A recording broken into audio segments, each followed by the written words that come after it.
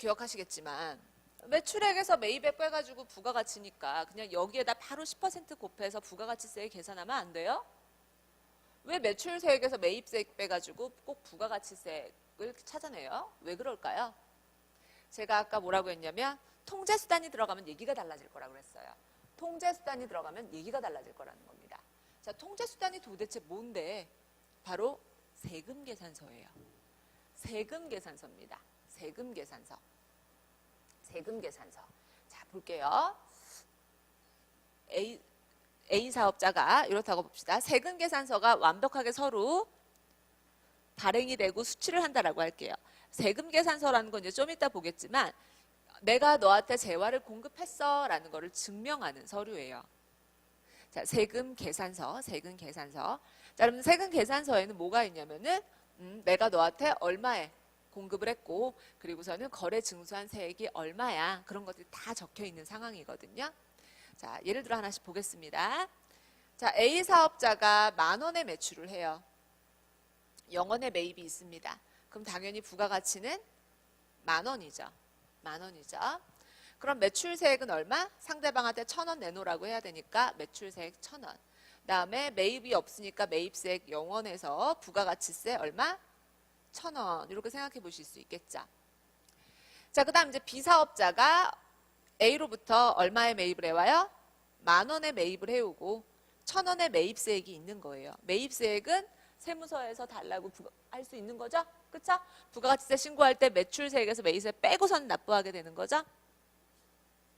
자, 그 다음에 이제 50,000원의 매출을 합니다. 그럼 매출세액 5,000원. 그래서 부가가치는 40,000원이고 부가가치세는 4,000원. 이렇게 나옵니다. 자, 별 문제가 없어요. 이거는 세금계산서를 제대로 수수했을 경우에만 문제가 돼. 그런 거예요. 제대로 했을 경우에만. 자, 예를 들어 B사업자 입장에서 보도록 하겠습니다. B사업자 입장에서 보시면요.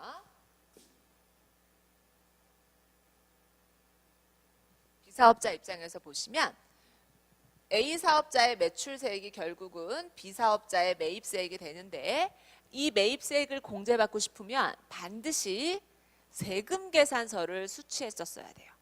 세금계산서에 1,000원의 매입세액이 있구나 라고 확인이 돼야 이 매입세액을 공제받을 수 있어요. 자, 그런데 만약에 세금계산서로 이 매입세액이 확인이 되지 않을 경우에는 매입세액 공제받을 수가 없어요. 냈는데 매입세액으로 돌려받을 수가 없습니다. 자, 그래서 세금계산서는 누가 발행을 하게 되냐면 재화와 용역을 공급하는 자가 발행을 하게 되어 있어요. 파는 자가 세금계산서를 발행하게 돼 있어요. 자, 예를 들어 A 사업자가 이 10,000원을 B한테 팔면서 세금계산서를 발행을 했다라고 한다면 B 사업자는 세금계산서가 있으니까 이 1,000원을 매입세액으로 공제를 받을 수가 있다고요. 하지만 A 사업자가 세금계산서를 발행하지 않았다. 그렇다고 하면은 B 사업자는 아무리 매입 1,000원의 부가가치세를 부담했다 하더라도 매입세액으로 공제받을 수 있는 금액이 없습니다. 매입세액으로 공제받을 수가 없어요. 매입세액으로 공제를 받을 수가 없으니까 자기가 창출하고자 하는 부가가치가 40,000원이라고 한다면 매입 40,000원이라고 한다면 상대방한테 얼마를 받아야 되냐면 51,000원을 받아야 되는 일이 벌어져요. 자, 예를 들어 보세요. 매입세액이 0원이 되는 거예요. 매입 B 입장에서 매입세액이 없는 거예요. 자, 그러면은 결국은 자기가 준 돈 41,000원이 전부 다 매입액이 되겠죠. 그렇죠? 41,000원이 전부 다 매입액이 되겠죠. 41,000원이 매입액이 되고 자, 부가가치를 죄송합니다. 41,000원이 아니라 11,000원이 되겠죠. 11,000원.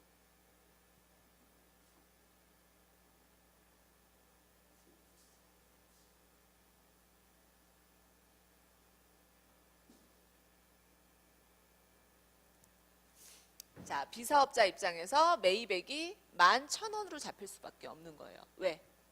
매입세액이 없으니까. 나는 11,000원 주고 물건을 사오기는 했는데 어때요? 세금계산서가 없어서 매입세액 공제를 못 받는 거예요. 자, 그런데 내가 창출하고자 하는 부가가치가 얼마라고 한다면 40,000원이라고 한다면 상대방한테 얼마에 팔아야 돼요?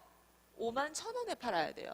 51,000원에 팔아야 되고 또 나는 사업자니까 5,100원도 달라고 해야 됩니다. 5,100원도 달라고 해야 돼서 최종 소비자한테 결국 얼마에 넘기는 꼴이 돼버리냐면 56,100원에 넘기는 꼴이 돼버리는 거죠. 정상적으로 했다면 최종 소비자한테 얼마 달라고 하면 돼요? 55,000원 달라고 하면 되는데 내가 중간에 세금 계산서를 안 받음으로써 최종 소비자가가 얼마로 올라가요? 56,100원으로 올라가요. 그럼 물건값이 비싸면 비쌀수록 장사 잘 돼요, 안 돼요? 안 되죠. 그쵸? 자, 그렇기 때문에 우리가 꼭 세금 계산서를 받게 합니다. 비사업자 입장에서는 세금 계산서 받아야 돼요, 말아야 돼요? 지금 보셔서 알다시피. 받으면 55,000원에 팔 수 있고 못 받으면 56,100원에 팔아야 되는 거예요. 똑같은 물건인데. 아니면 55,000원에 팔려고 하면은 어떻게 해요? 자기 매출을 그만큼 깎아 먹어야 되는 거예요. 그렇기 때문에 비사업자 입장에서는 적극적으로 세금 계산서를 받아오는 게 맞습니다. 그러니까 매입세액을 공제받으려면은 무조건 세금 계산서를 받아와야 되는 거예요. 그럼 비사업자 입장에서 빠득빠득 A한테 세금 계산서 주세요라고 하겠죠. 그렇죠? 자, 비사업자의 매입이 확인이 된다라는 거는 다른 얘기로 A 사업자의 매출이 확인된다는 얘기랑 똑같아요. 맞습니까? A 사업자의 매입이 확인된다라는 거는 그러니까 비사업자의 매입이 확인된다라는 거는 A 사업자의 매출이 확인된다는 얘기랑 다를 바가 없습니다. 그렇기 때문에 A 사업자 입장에서 매출 누락도 할 수가 없고요. 이런 세금 계산서라는 게 있어서 매출 누락을 할 수가 없다라는 겁니다. 돼요? 자, 그래서 세금 계산서가 굉장히 효율적인 통제 구조예요. 어디서 효율적인 통제 구조일 수밖에 없냐면 저희가 부가가치세 계산 구조를 매출세액에서 매입세액은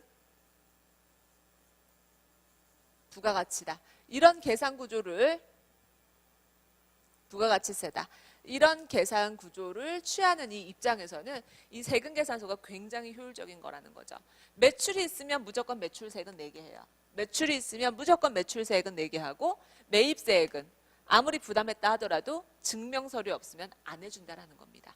증명서류가 없으면, 즉 세금 계산서가 없으면 매입세액은 공제를 안 해준다라는 겁니다. 그래서 비사업자로 하여금 적극적으로 A 사업자로부터 세금 계산서를 받아오게 한다라는 거죠. 그렇게 함으로써 A 사업자의 모든 매출이 다 포착이 돼버리는 겁니다.